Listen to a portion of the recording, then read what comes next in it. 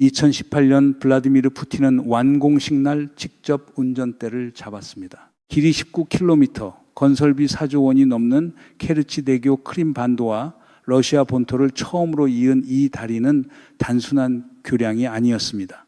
2014년 병합이 되돌릴 수 없고 영원하다는 것을 세상에 알리는 선언이었고, 푸틴이 직접 운전석에 앉아 카메라 앞에서 달린 상징이었습니다. 러시아 국영 언론은 이 다리를 역사적 쾌거라고 불렀습니다. 크림이 러시아의 것이 됐다는 증거 중에서 가장 크고 가장 비싼 증거. 그런데 올해 6월 24일 이 다리 위의 풍경이 완전히 달라졌습니다. 플래닛랩 위성이 포착한 영상에는 검문소 앞부터 이방카 마을까지 10km 넘게 늘어선 차량 행렬이 찍혔습니다.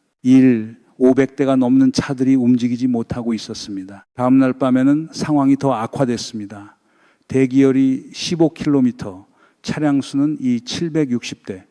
가장 혼잡한 시간대에는 대기 시간이 5시간에 달했습니다. 밤새 이어지는 방공 작전 때문에 다리 위 통행이 수시로 막혔고, 러시아군은 해상 드론 공격을 막기 위해 다리 주변에 연막을 피우기 시작했습니다. 그 차들 안을 들여다보면 더 충격적인 장면이 펼쳐집니다. 운전자들은 트렁크에, 뒷좌석에, 심지어 차 지붕에 기름통을 묶어서 이동하고 있었습니다. 반도의 주유소들이 민간인에게 기름 판매를 중단했기 때문입니다. 역설적으로 연료 부족을 완화하기 위해 보내진 유조차들도 같은 대기열 속에 몇 시간씩 갇혀 있었습니다. 그런데 여기서 진짜 충격은 따로 있습니다. 이 탈출 행렬 속에 단순히 불안한 주민들만 있던 게 아니었습니다. 크림반도에서 활동하는 파르티잔 네트워크의 보고에 따르면 점령 행정부 관리들과 FSB 요원들이 먼저 가족과 귀중품을 반도 밖으로 빼내고 있었습니다. 이 지역을 직접 통치하는 자들, 점령의 실무를 담당하던 바로 그 사람들이 가장 먼저 도망치고 있었던 겁니다. 이게 무슨 의미인지 생각해 보셨나요? 배를 버리는 선장이보다 더 명확한 신호가 있을까요? 오늘 우리가 살펴볼 건 단순히 크림반도가 위험해졌다는 뉴스가 아닙니다. 우크라이나가 어떻게 4조 원짜리 상징을 천천히 조용히 쓸모없는 덫으로 바꾸고 있는지 그 구조를 3가지 층위에서 파헤쳐 보려 합니다. 첫째, 기반시설의 동시 붕괴. 둘째, 경제와 민심의 균열. 셋째, 탈출로 자체가 봉쇄되는 지리적 함정. 그리고 이 모든 것이 한국에 어떤 의미를 가지는지까지 짚을 겁니다. 하지만 이 분석에서 중요한 점이 하나 있습니다. 오늘 다루는 내용 중 상당수는 독립적으로 검증되지 않은 정보를 포함합니다. 전쟁 중 정보는 언제나 오염돼 있고 우크라이나 측도 러시아 측도 과장할 이유가 있습니다. 검증된 것과 주장에 불과한 것을 구분하면서 들어주시기 바랍니다. 크림이 러시아의 손에 들어온 건 2014년이었습니다. 그 후 10년 동안 푸틴은 이 반도를 무엇보다 공들여 가꿨습니다. 흑해 함대의 핵심 거점 세바스토폴, 러시아가 수십억 달러를 쏟아부은 관광 인프라, 병합의 합법성을 세상에 증명하기 위해 지은 케르치대교, 크림은 러시아의 쇼윈도였습니다. 하지만 올해 6월 그 쇼윈도에 균열이 생기기 시작했습니다. 그것도 동시다발적으로. 6월 26일 러시아가 크림에 임명한 행정수반 세르게이 악쇼노프가 반도 전역에 비상사태를 선포했습니다. 우크라이나의 장거리 드론이 수주에 걸쳐 크림의 물류, 에너지, 연료 기반 시설을 조직적으로 타격한 결과였습니다. 선포 자체는 이미 예고된 결말이었습니다. 방어선이 하나씩 뚫리는 것을 지켜보던 행정부가 이제 공식적으로 상황을 인정한 것입니다. 그 피해는 군사적 통계로만 남지 않았습니다. 세바스토폴을 포함한 반도 대부분에서 전기가 끊겼습니다. 단순한 불편 이상이었습니다. 전기가 나가면 물 펌프도 멈춥니다. 정전은 즉각 식수 부족으로 이어졌습니다. 동시에 주유소에서는 민간인 판매가 중단됐고 남아있는 연료는 긴급 차량에만 배급됐습니다. 전기, 물, 연료, 시민이 최소한으로 기대할 수 있는 3가지가 한꺼번에 무너진 겁니다. 하나씩이라면 관리할 수 있는 위기입니다. 3개가 동시에 무너지면 이야기가 달라집니다. 그러나 당국의 진짜 불안을 드러낸 건 다른 데서 나왔습니다. 소련 시대부터 크림의 상징으로 불리던 아르테크 청소년 캠프를 포함해 반도의 여름 캠프들이 전면 폐쇄되고 아이들이 대피하기 시작했습니다. 행정부는 조용히 사태가 통제 불가능해지고 있다는 것을 인정하고 있었습니다.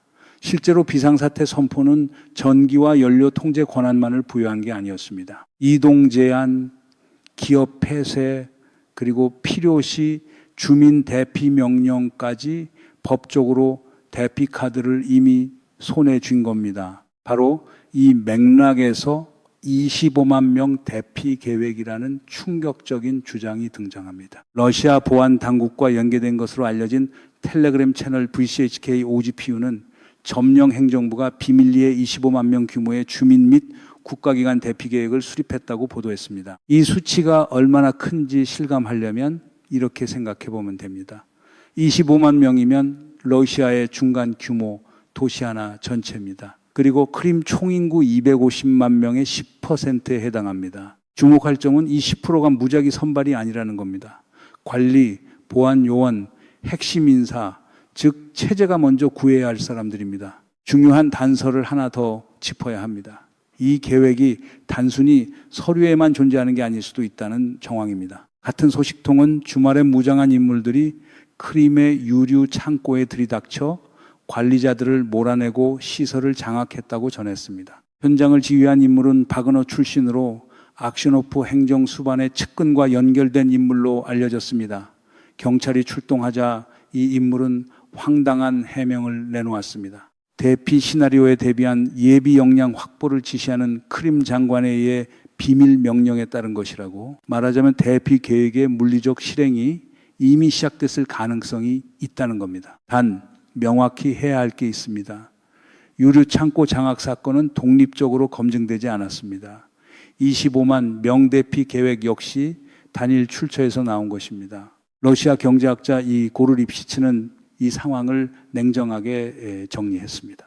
푸틴은 공식 대피를 조직하는 대신 우크라이나의 안전 통로를 요청해야 하는 국제적 굴욕을 피하기 위해 크림에 남은 러시아인들을 그냥 내버려둘 가능성이 높다고. 하지만 공식 대피령이 없더라도 반도는 사실상 이미 비워지고 있었습니다. 기반시설 붕괴가 첫 번째 도미노였다면 두 번째는 경제 생활의 전면적 붕괴였습니다. 그리고 이 붕괴는 추상적 통계가 아니라 지극히 구체적으로 개인의 삶의 직격으로 나타났습니다. 먼저 숫자부터 보겠습니다. 크림은 수년간 러시아인들이 가장 즐겨 찾는 여름 휴가지였습니다. 방문객의 약 80%가 자동차로 왔고 반도의 경제는 이 여름 관광객들에게 크게 의존하고 있었습니다. 러시아 친정부 경제지 코메르산트에 따르면 비상사태 선포 이후 불과 2주 사이에 호텔 예약의 79%가 취소됐습니다. 7월과 8월 예약은 세바스토폴에서 43%, 크림 전체적으로 31% 급감했습니다. 한 전문가는 이렇게 표현했습니다. 관광 시즌이 시작도 하기 전에 끝났거나 사실상 이미 종료됐다고. 푸틴 본인도 결국 우크라이나의 공격이 관광 시즌을 겨냥하고 있다는 것을 공개적으로 인정했습니다. 자신의 쇼윈도가 공격 목표물이 됐다는 걸 직접 시인한 것입니다. 그 중심에는 연료 위기가 있었습니다. 반도에는 전략 비축 연료가 한 방울도 남지 않았습니다. 유조차로 도로를 통해 들어오는 연료는 대부분 도착하는 날 소진됐습니다. 당국은 먼저 배급제를 도입했습니다. 1인 1일 20리터 한도, 비상 구매를 막기 위한 통채우기 금지, 세바스토폴에서는 러시아 메신저 앱을 통해서만 연료 쿠폰이 배포됐습니다. 6월 21일에는 더 나아가 민간인 연료 판매 자체가 완전히 중단됐습니다. 연료는 이제 긴급 차량과 정부 차량만의 것이었습니다. 연료가 얼마나 귀한 물건이 됐는지를 가장 극적으로 보여준 건 이 두 장면입니다. 일부 호텔들은 2박에서 3박 투숙객에게 연료를 제공하겠다는 광고를 내걸기 시작했습니다. 그리고 한 부동산 업체는 해변 빌라를 연료 100리터와 맞바꾸겠다는 제안을 내놓았습니다. 연료 위기는 빠르게 고용 붕괴로 번졌습니다. 주유소가 닫히면 차를 쓸 수 없고 차를 쓸 수 없으면 사업이 멈춥니다. 반도 전역에서 대규모 해고와 임금 체불이 쏟아졌습니다.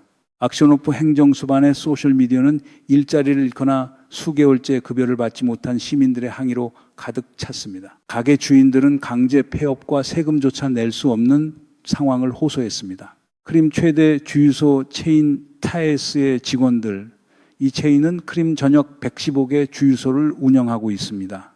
약이 500명이 일자리를 잃을 위기에 처했다며 푸틴에게 직접 영상 메시지를 보냈습니다. 러시아 대통령에게 호소하는 노동자들의 영상, 그 장면 자체가 이 위기의 크기를 설명합니다. 한 러시아 경제학자는 현 상황을 이렇게 표현했습니다. 제2차 세계대전 당시 레닌그라드 포위전 가장 기본적인 필수품조차 사치품이 됐던 그 봉쇄의 풍경을 떠올리게 한다고.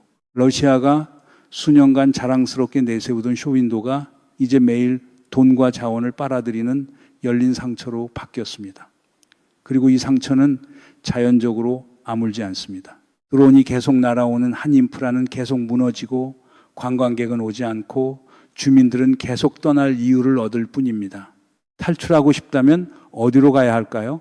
크림이 반도라는 사실, 바로 이 지리적 조건이 세 번째이자 가장 잔인한 도미노입니다. 크림의 탈출로는 사실상 4개뿐입니다. 그리고 지금 이 4개가 모두 막혀 있거나 위험하거나 끊겼습니다. 첫째, 케르치 대교, 본토와 이어지는 유일한 육상 고속도로이자 민간인 탈출의 주동맥입니다. 하지만 드론과 미사일 위협으로 교통이 수시로 중단되고 교통이 멈출 때마다 대기 차량이 폭발적으로 늘어납니다.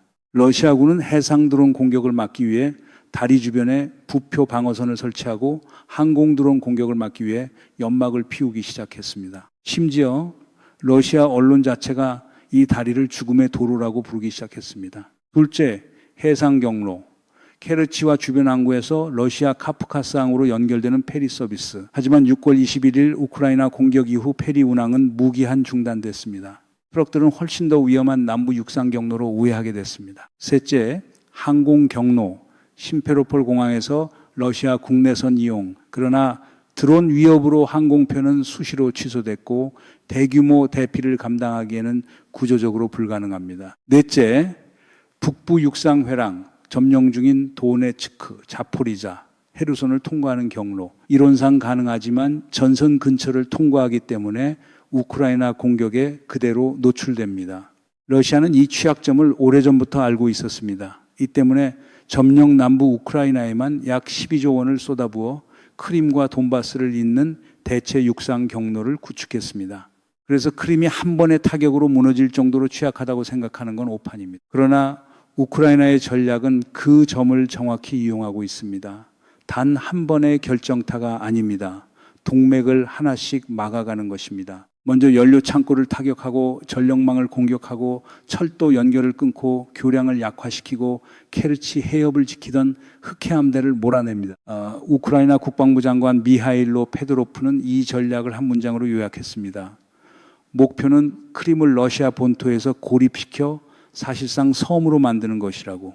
그리고 이 전략의 비용 효율이 놀랍습니다. 크림으로 이어지는 다리를 타격하는 우크라이나산 드론 한 대의 가격은 수천만 원 수준입니다. 반면 스톰섀도 순항미사일 한 발은 약 25억 원입니다. 값싼 무기로 매우 비싼 인프라를 마비시키는 것입니다. 그리고 이 드론들은 우크라이나 국내에서 생산되기 때문에 공급이 끊기지 않습니다. 여기서 한 가지 사실이 러시아의 내심을 드러냅니다. 일부 분석에 따르면 러시아는 크림의 방공자산 일부를 모스크바 방어를 위해 본토로 이전했습니다. 수도를 지키기 위해 크림의 하늘을 의도적으로 얇게 만든 겁니다. 이건 조용하지만 강력한 시인입니다. 크림이 더 이상 어떤 대가를 치르더라도 지켜야 할 상징이 아닐 수도 있다는 것을. 역사는 많은 패턴을 알고 있습니다. 1941년에서 1944년까지 독일군에 포위된 레닌그라드 872일 동안 외부와 단절된 그 도시에서 약 100만 명이 사망했습니다. 러시아 경제학자가 굳이 레닌그라드를 끌어낸 건 과장을 위해서가 아니었습니다. 기본재가 사치품이 되는 봉쇄의 구조, 그 구조가 반복되고 있다는 걸 짚기 위해서였습니다. 물론 크림의 상황은 레닌그라드처럼 완전한 포위가 아닙니다. 그러나 방향은 같습니다. 들어오는 것이 줄어들고 나가는 것은 막히고 남아있는 사람들은 점점 더 적은 것으로 버텨야 하는 구조. 다른 역사적 패턴도 있습니다. 1989년 소련이 아프가니스탄에서 철수하기 전 몇 년간 카불의 소련 관리들과 군사 고문들은 가족을 먼저 귀국시켰습니다. 공식 발표는 없었습니다. 그냥 조용히 가족들이 사라졌습니다. 그리고 몇 년 후 소련군도 떠났습니다.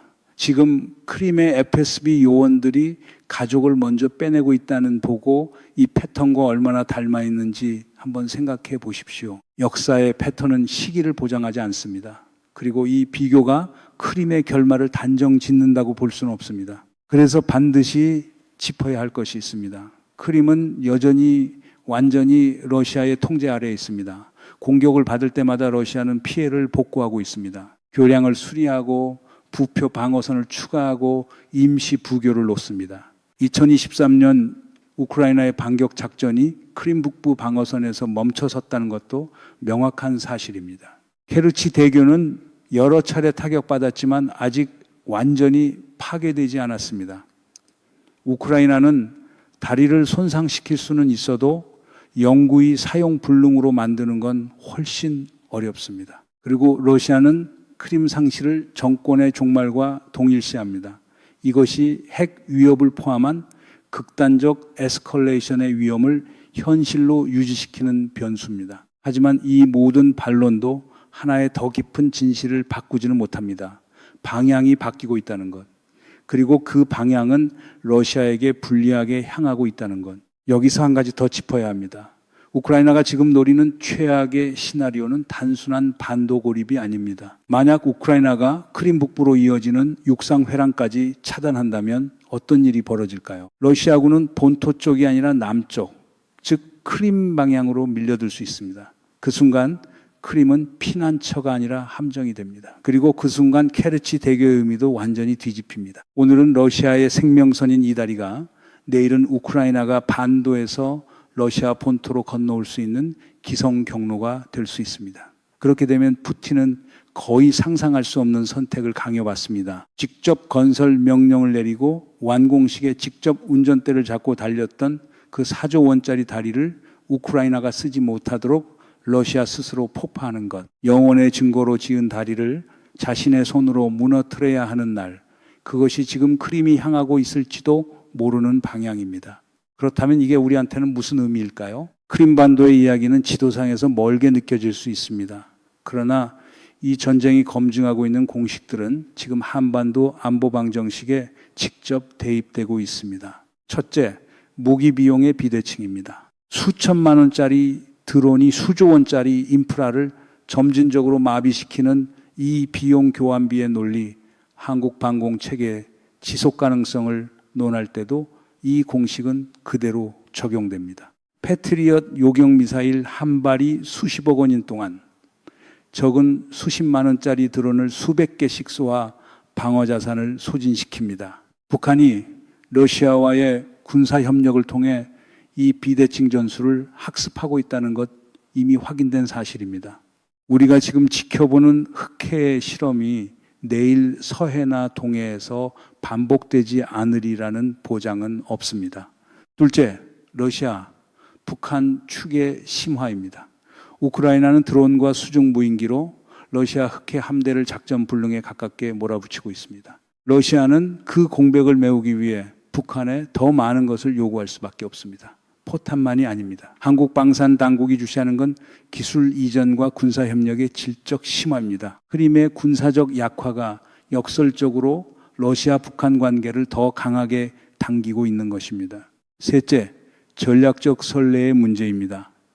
크림에서 드러난 것은 핵심 인프라가 생각보다 훨씬 취약할 수 있다는 사실입니다. 비대칭 드론 공격, 정밀 장거리 타격, 보급선 차단의 조합이 수십조 원짜리 방어 체계를 단계적으로 무력화할 수 있다는 것. 한국 합참이 지금 이 전쟁을 교과서처럼 들여다보고 있는 데는 이유가 있습니다. 이 전쟁이 어떻게 끝날지는 아직 아무도 모릅니다. 크림반도가 언제, 어떤 방식으로 이 전쟁의 결론과 맞닥뜨릴지도 마찬가지입니다. 우크라이나가 지금 당장 크림을 탈환할 여력이 있는 것도 아닙니다. 러시아가 내일 당장 무너지는 것도 아닙니다. 그러나 지금 이 순간 하나는 확실합니다. 푸틴이 직접 운전대를 잡고 달리며 영원을 선언했던 그 다리 위에 이제 탈출하는 사람들의 차가 15km 넘게 줄을 서 있습니다. 그 줄 안에는 이 점령을 직접 관리하던 사람들의 가족도 섞여 있습니다. 연료를 차 지붕에 싣고 5시간을 기다리는 사람들, 이들은 선전 포스터 속 크림이 아니라 지금 실제로 크림에서 살고 있는 사람들입니다. 역사는 이 전쟁을 어떻게 기록할까요? 어쩌면 이렇게 쓸 것입니다. 러시아는 크림을 하루 만에 무력으로 빼앗았지만 그 땅을 지켜내기 위해 필요한 것이 무력 이상이라는 사실을 너무 늦게, 너무 비싼 대가를 치르고서야 깨달았다고, 영원의 증거로 지은 다리가 탈출의 통로로 쓰이는 날이 오고 있는지도 모릅니다.